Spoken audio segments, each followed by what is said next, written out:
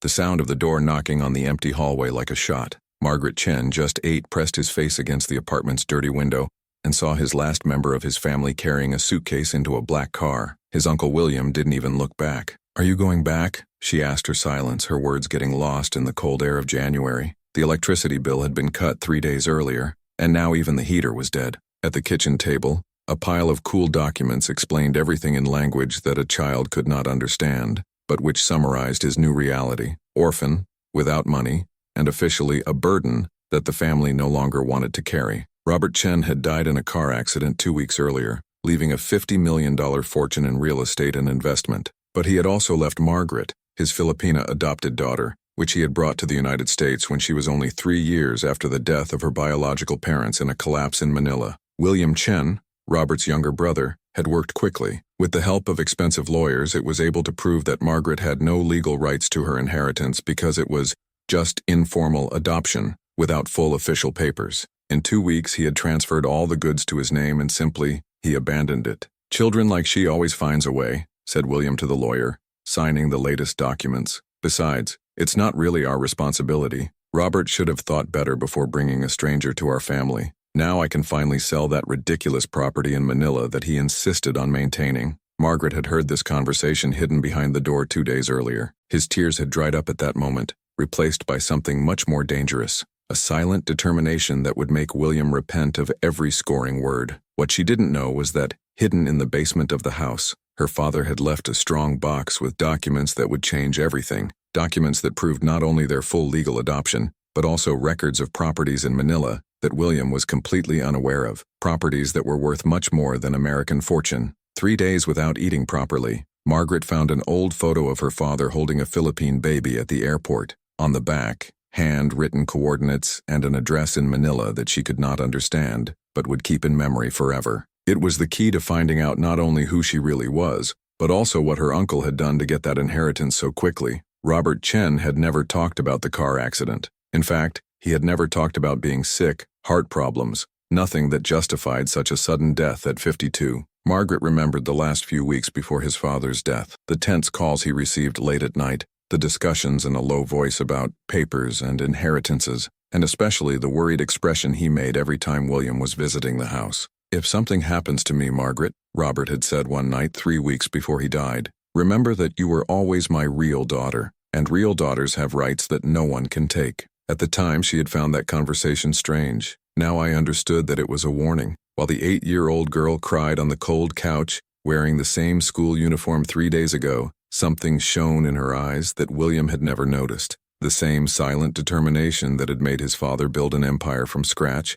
but also the same intelligence that had led him to protect his secrets in ways that even William could imagine. Margaret took his father's old phone, which William had left behind for considering electronic waste. With her small, trembling fingers, she typed a number that she had memorized by watching her father dialing hundreds of times. The international law firm who took care of the Chen family business 3 generations ago. The call answered in the second touch. "Ramirez and Associate Office, good morning." The voice had a slight Filipino accent that made Margaret's heart accelerate. "I would like to talk to Mr. Ramirez about my father, Robert Chen." A silence on the other end of the line. "So, Margaret, my dear, we were waiting for your call 2 weeks ago. Where were you?" If you are enjoying this story of how an abandoned child found that her family had underestimated not only her intelligence, but also the secrets she was about to dig up, be sure to subscribe to the channel to find out how Margaret turned William's biggest mistake into her own overwhelming victory. The conversation with lawyer Ramirez lasted 3 hours. Margaret learned that her father had, and not only is an international fiduciary fund in his name, but also that William had forged documents to accelerate the inheritance process. More importantly, Robert Chen had not died in an accident. Its autopsy revealed dangerous levels of digitalis in the blood, Ramirez explained by the video chamada, his voice loaded with gravity, a substance that causes cardiac arrest when administered at specific doses. The problem is that they took weeks to find out, and until William had already moved all the money. Margaret felt his stomach turned, but his mind worked with a frightening clarity for an 8-year-old. "And the documents of my adoption?" William said they were false. Completely legal and registered in 3 different countries. His father was extremely careful with legal paperwork. Ramirez paused. "Margaret, I need you to know, you are not just a cool heiress of $50 million. The properties in Manila we find out are worth another $200 million. William has no idea that they exist. Meanwhile, William Chen celebrated in his new office, installed in his brother's former company. He had fired 40% of employees to cut unnecessary costs and sold 3 commercial properties to finance his luxury life. In his mind, Margaret was just an uncomfortable memory that would soon be forgotten by the child protection system. That Asian little girl finally disappeared from my life, he commented on the phone with his girlfriend Jessica while opening a bottle of $1,000 champagne. Now I can focus on what really matters, multiplying this inheritance. In 5 years, I'll be richer than Robert never dreamed. William did not know that Margaret had returned to the abandoned apartment not to cry, but to look for something specific. 3 days exploring every corner of the house revealed what Robert had left to her, a small and golden key hidden inside a book of Philippines she used to read with her father. The key opened a safe in the basement that William, in his greedy hurry, had completely ignored. Inside was a handwritten letter from Robert, dated the week before his death. My dear Margaret, if you are reading it, means that William did exactly what I feared, but it also means that you are brave and smart than he never suspected. The letter was still with detailed instructions on secret bank accounts, Manila properties recorded on behalf of a trust that only Margaret could access at 18 years, and more shocking, audio recordings of the latest conversations between Robert and William, including explicit threats about accelerating things if Robert did not change his will. Margaret heard the recordings 3 times, each word recording in his memory with surgical accuracy. In the last recording, William's voice was crystal clear. You will die alone and forgotten, Robert, and that little girl will learn that the real world has no place for Asian orphans who dream too loud. At that moment, sitting on the basement floor of the basement with a small recorder in his hands, Margaret Chen made a decision that would change everything. She wouldn't just be a survivor, she would be the architect of William's own fall. But first I needed help, and he knew exactly who to look for. Dr. Sandra Morrison, the child rights lawyer who had mentioned at the end of Robert's letter, a woman who, according to Margaret's research in the public library, had never lost a case involving minors. When Margaret called Dr. Morrison's office and explained his situation, the silence across the line lasted almost a minute. So, Margaret, honey, do you have any safe place to stay? Because what you just told me is not just about inheritance, it's about murder. And if William finds out that you have these recordings, while William celebrated his alleged victory with champagne expensive, something much more powerful than he could imagine was taking shape, not only in Margaret's brilliant mind, but in the corridors of power where true justice has enough sharp teeth to devour even the most confident predators. 2 months later, Margaret Chen had turned into a small strategist. Living temporarily with Dr. Morrison while legal proceedings advanced, she spent her days studying not only mathematics and English, but also international law and heritage management, knowledge that no 8-year-old should dominate. You understand that this can take years, don't you? Explained to Dr. Morrison during one of his planning sessions. William hired the best criminal lawyers in the country. They will try to discredit the recordings, question their authenticity,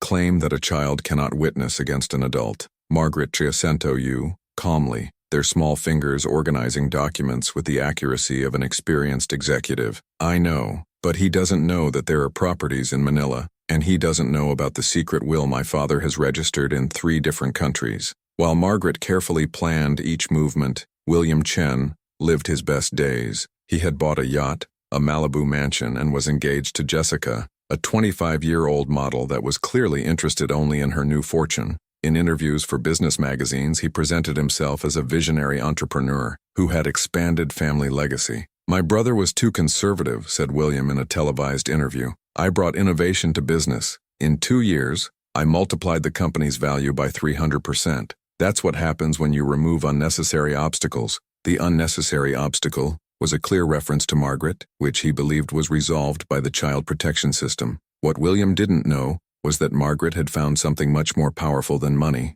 Dr. Elena Vasquez, a forensic researcher specializing in financial crimes, she had worked with the FBI for 15 years. Elena had been interested in the case not only in injustice, but in the technical complexity of evidence. Margaret, look at that, said Elena, pointing to detailed analysis of the recordings. His father not only recorded William's threats, he installed monitoring software on the office's computer 3 months before he died. We have all emails, all bank transfers, all research William has done on uncontectable poisons. The evidence was devastating. Emails between William and a suspicious contact discussing permanent solutions to family problems. Detailed research on digitalis and its effects on the human heart. Money transfers to offshore accounts that coincided exactly with the dates of Robert's recorded threats. Margaret studied each document with the intensity of a professional detective. At 8, she had memorized bank account numbers, ghost companies' names, and a complex corruption network that stretched far beyond her father's murder. There's more, he continued Elena. William not only killed his father, he is using the company to launder Mexican cartels.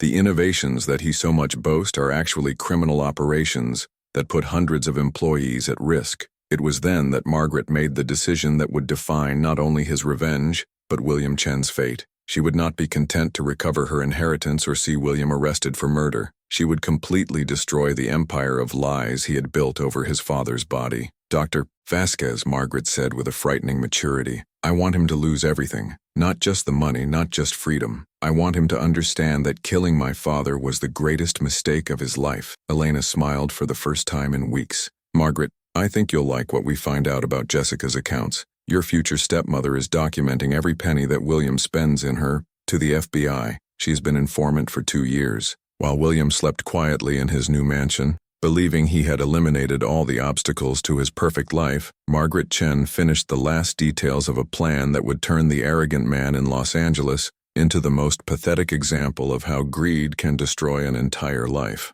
At age 8, she had learned that there are 2 types of people in the world, those who are victims of circumstances and those that turn circumstances into arms. William was about to find out which of the 2 Margaret types really was. William Chen's fall day began with him celebrating on television. Forbes magazine had listed its company among the 50 most innovative, and he gave a live interview on the country's most watched news channel, talking about entrepreneurial vision and eliminating past luggage to grow. My brother was too sentimental, said William, adjusting his $5,000 suit at the cameras. He clung to, say, unnecessary responsibilities that prevented real business growth. Today we prove that difficult decisions generate extraordinary results. Margaret watched the interview from Dr. Morrison's office, a small, dangerous smile forming on his lips. He just sentenced himself live to 20 million viewers, murmured Elena Vasquez, who had arrived with a folder full of documents. Is it ready? I was born ready, said Margaret with a frightening maturity.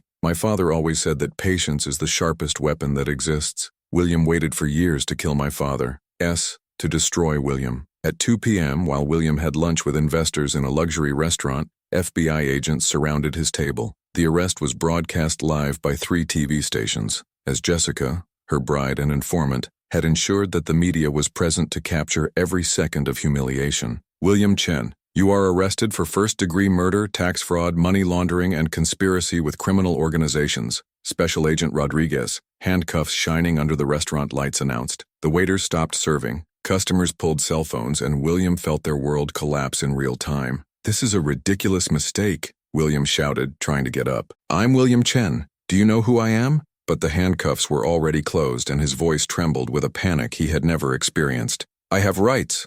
I have expensive lawyers. Your lawyers are being investigated too, Rodriguez said calmly. Conspiracy for concealment of evidence in murder. They were arrested for an hour. Elena Vasquez appeared at the entrance of the restaurant with Margaret beside her. The 8-year-old girl, wearing a simple but clean dress, walked with the dignity of a queen toward the man who had murdered her father. The silence in the restaurant was deafening. Remember me, Uncle William? Margaret asked, his calm voice cutting the chaos. I'm that unnecessary baggage you mentioned on TV today, the Asian orphan who dreamed too high. William's face lost all the color. You should be hungry dead in some orphanage, whispered reality finally reaching your arrogant mind.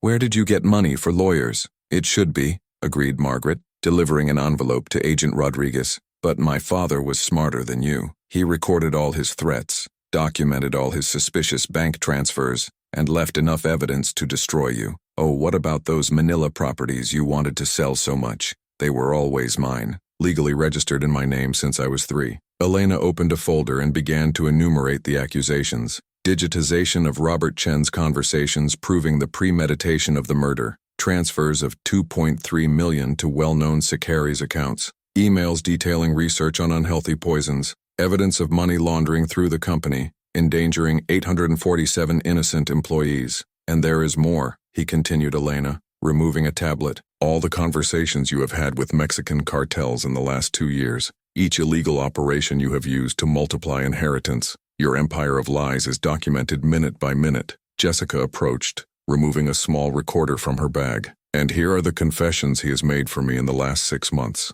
he said calmly, including specific details about how Robert killed and how he planned to eliminate any remaining evidence. William looked at Jessica with increasing horror. You are my bride. How can you?" Your voice broke when you realized that everything, every intimate moment, every shared secret, had been a trap. "I have been a federal agent for 3 years," said Jessica coldly, "and your bride just 6 months ago. Every romantic dinner, every trip, every expensive gift, everything was documented as evidence of her crimes. Even when you laughed at Robert agonizing and said Margaret would learn her place in the world." The whole restaurant watched in silence while William Chen, the man who once before boasting on television about eliminating unnecessary luggage, began to sweat cold, realizing that there was no possible exhaust. Margaret approached even more, her low but sharp voice. "Do you know what else my father left? You talking about how I was going to send me back to the Philippines in a coffin if I caused problems. Well, Uncle William, I caused problems, and you will need a coffin."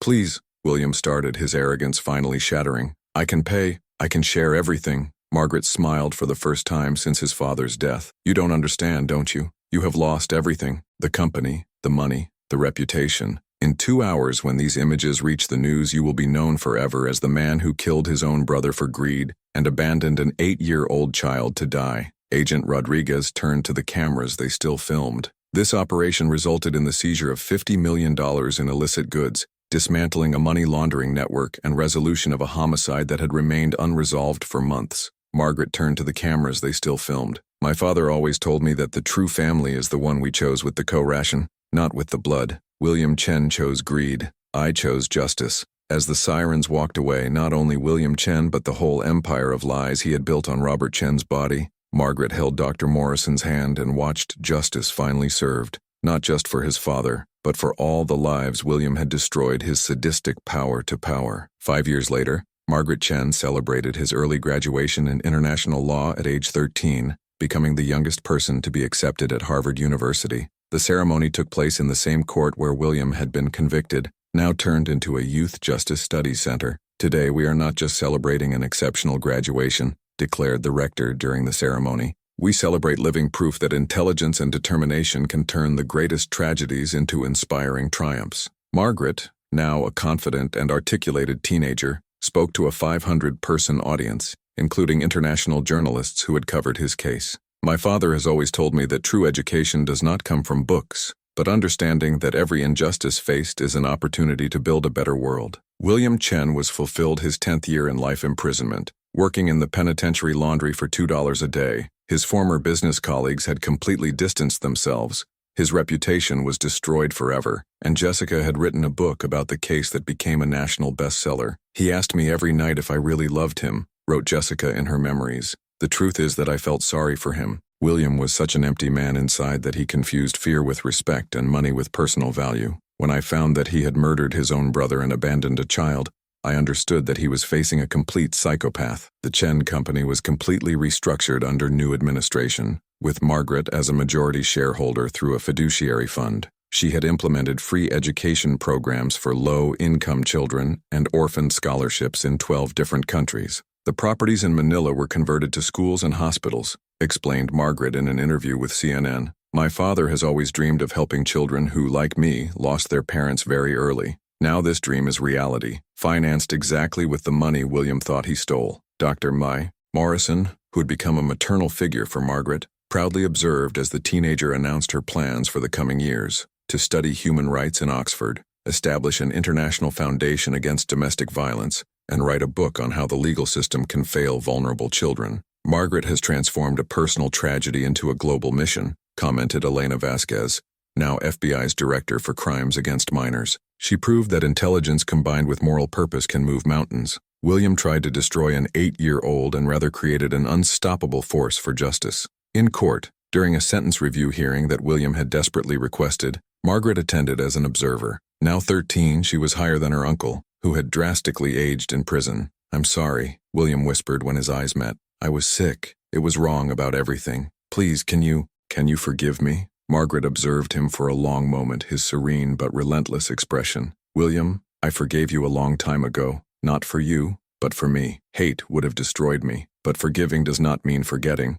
and justice does not mean revenge. You killed my father and tried to destroy me. The consequences of these choices are yours to carry. She got up to leave, but turned one last time. My father always said that the true family is the one we chose with the heart. You chose greed and hatred. I chose justice and love. Observe the difference. The hearing denied the request for review unanimously. Today, Margaret Chen manages a business and philanthropic empire that employs thousands of people and has saved hundreds of vulnerable children. His office in New York has a framed photo of Robert Chen, and beside a simple sign, "For the father who taught me that the true force does not come from destroying others, but of building something bigger than they could ever imagine." William tried to destroy Margaret but ended up creating an unstoppable force for good. Margaret has learned that true revenge is not to return the damage suffered. It is to achieve the success that their enemies could never imagine, and to use that success to protect others who go through the same injustice to thee. If this story of how an 8-year-old child turned the greatest betrayal of his life on the basis of an empire built on justice and compassion has touched his heart,